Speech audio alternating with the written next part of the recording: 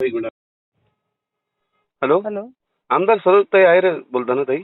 हो, बोलते दादा. ताई नमस्कार, मी रमेश पाटील बोलतो छत्रपती संभाजीनगरमधून. ताई हा, बोला दादा. काय विषय माहिती का ताई, तुमच्या तिथे नाशिकमध्ये तुमच्या मतदारसंघामध्ये बघा एक हा. झोपडपट्टी तोडण्यात आलेली आहे आणि ती जागा कोणत्याही कंपनीला देण्यात आलेली आहे मॅडम. ताई नाही नाही, विषय तसा नाहीये तो. मग ती गायरान जमीन आहे, शासनाची हो. जमीन आहे ती. अच्छा.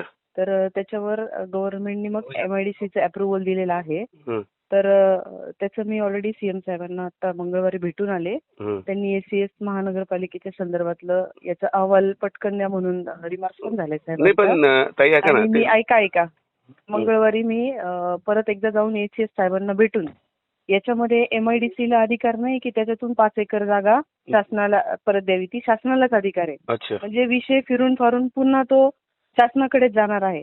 तर मग बरं. आपण त्यांच्याकडे जर पाठपुरावा केला तर ही गोल गोल फिरण्याची प्रोसिजर थांबून जाईल. नाही पण माझं काय म्हणणं आहे, ते गोरगरीब लोकांचं कसं, ज्यांचे घरदार तुटले, आता ते गोरगरीब दलित वर्गातले लोक आहे, मागास लोक आहे सगळे तिथं. काही तिथं काही हो, स्टँडर्ड, हो. काही तिथं मारवाडी, गुजराती, जैन, आहे ना दादा, गुजराती मला नाही. माहिती आहे सगळा स्लम लोक. तर ते ताई ते बघा, ते तुमचं मतदान आहे. जे गरीब आहे, श्रीमंत लोक मतदान करत नाही.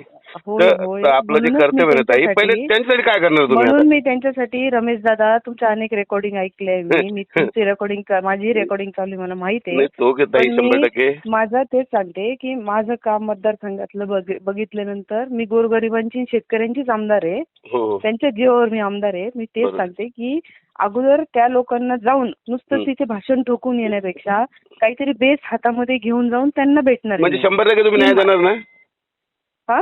न्याय देणार ना तुम्ही त्या गोरगरिबांना? ते सीएम साहेब ठरवतील. नाही पण कारण ती तुम्ही जागा आवाज तर उचलणार ना ती कमीत कमी. जागा शासनाची आहे. अच्छा. मला ऑलरेडी मी त्या पत्राच्या माध्यमातून आणि तोंडी सीएम साहेबांची माझी त्याच्यावर 10 मिनिटं चर्चा झाली आणि त्यांनी माझं सगळं ऐकून घेतलेलं आहे. बरोबर. आणि त्यांनी ACS म्हणजे अपर मुख्य सचिव बरोबर. नगर विकास विभाग यांना ते पत्र देऊन रिमार्क केलेला आहे. आता मी पुन्हा मंगळवारी हं. पुन्हा ACS कडे स्वतः जाणार आणि संपूर्ण वस्तुस्थिती तिथे सांगून त्यांना लवकरात लवकर हा निर्णय, शेवटी कसं आहे की तिथे जाऊन भाषण करणं खूप सोपं नाही आहे. बरोबर ताई, भाषण नका पण करू, त्यांना न्याय द्या बस, एवढंच माझी विनंती लोकांना तुम्हाला. योग्य ते मुळापासून त्यांचा प्रश्न सुटला पाहिजे. हो. आज इकडे बसवायचं, उद्या तिथून उठवतील, परवा तिकडे बसवायचं, असं नाही पण त्यांना असं काय करायचं, त्यांना जर एखादी जागा असेल ना, पुन्हा एखादं गायरान असेल किंवा ऐका ना, ती देऊ शकतात. अगर गव्हर्नमेंटला विचार केला ना फडणवीस साहेबांनी तर ते पण देऊ शकतात. तर त्यांना तुम्ही विनंती करा आणि ते दिलं तर खूपच चांगलं आहे. ठीक आहे. आणि मला वाटतं तुम्ही माझ्या बहिणीच आहे, माझ्या हो ताई आहे, म्हणून मला असं वाटतं तुम्ही न्याय देणार 100% असं आशा आहे. करते मी, प्रयत्न माझे सुरूच आहेत.